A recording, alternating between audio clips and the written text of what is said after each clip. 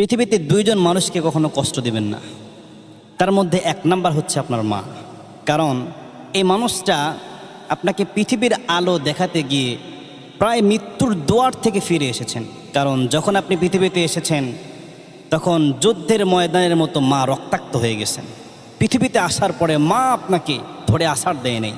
মা আপনাকে বুকে নিয়েছেন, চুমা খেয়েছেন, আপনাকে কোলে নিয়ে 10 মাস পেটে রেখে যে কষ্ট করেছেন, ডেলিভারি হওয়ার সময় যে কষ্ট হয়েছে, আপনাকে কাছে পেয়ে সাথে সাথে সব কষ্ট ভুলে গিয়েছে মা।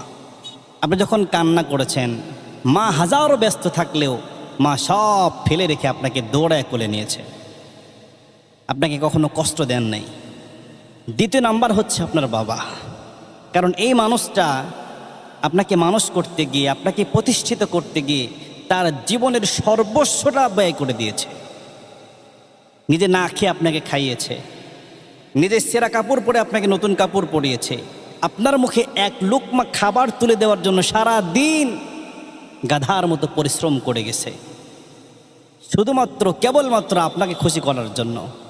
আল্লাহ তাআলা বলছেন, যদি তোমার জীবদ্দশায় তাদের মধ্যে থেকে, অর্থাৎ তোমার পিতামাতার মধ্যে থেকে একজন অথবা উভয়জন যদি বার্ধক্যে পৌঁছে যায়, তাহলে খবরদার তাদের সামনে উফ শব্দটাও বলো না।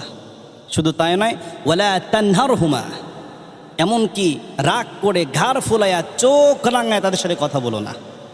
কেমনে কথা বলো? ওয়াকুল্লাহুমা কওলান কারীমা, তাদের সাথে সম্মানসূচক কথা বলো। সুবহানাল্লাহ। এজন্য এই দুইজন মানুষকে আমরা কখনোই কষ্ট দিব না।